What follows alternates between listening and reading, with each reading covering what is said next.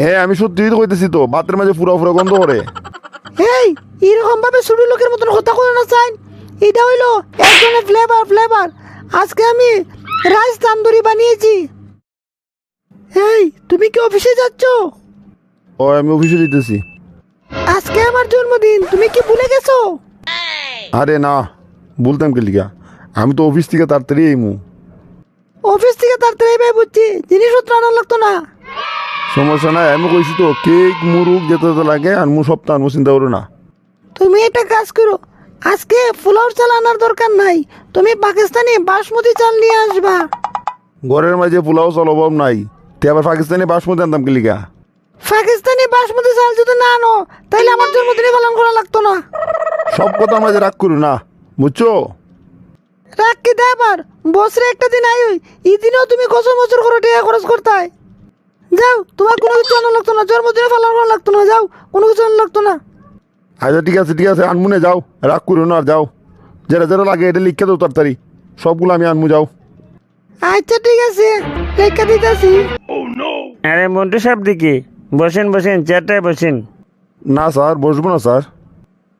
কি কিছু বলবে? স্যার হাতের কাজ তো সব শেষ করে দিছি স্যার। স্যার আমারও যদি ছুটি দিয়ে দিতেন। এখন আবার ছুটি কেন? স্যার আমার ওর বাড়ির থেকে কিছু মেহমান আইছে স্যার, বাজার সাজার নেওয়ার লাগবো স্যার, আজকের দিনে আমার ছুটি দিয়ে দিন স্যার। ওর বাড়ির কথা যখন ঘুরে পেলাইছো, তোমার তো আটকানো যায় না, নয়তো বা রাত্রে তো আবার ভাবি তোমারে কভার করবো।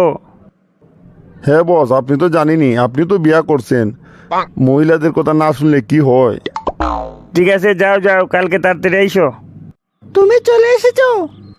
ওই আমি আইছি, দেখো সবগুলো বাজার ঠিক আছে কিনা। হ্যাঁ সবগুলো বাজার ঠিক আছে। দেখো স্যার ইডুই তোমার পাকিস্তানি চাল। ওই এটাই। ঠিক আছে আমি সামনে একটু আইতেছি।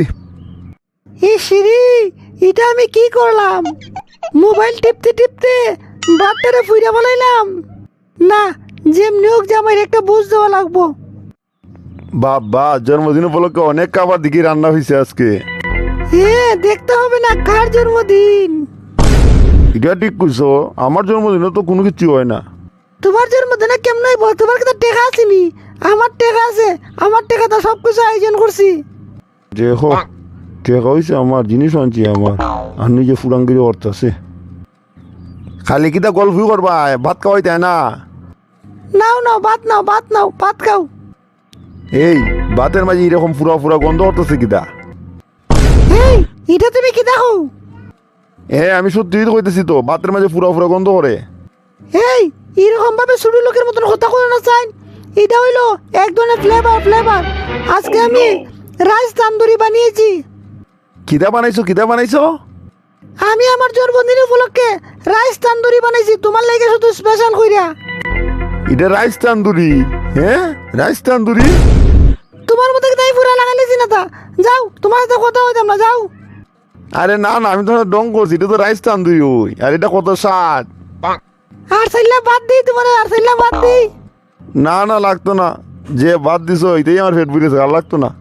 বাবারে আমার বউ যে সালাক ভাত ফুরিয়ে লিছে, এখন করে রাইস তান্দুরি বানাইছে বলে।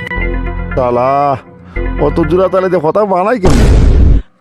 এই কিছু খাও না, কে লিগা? ওই খাইতেছি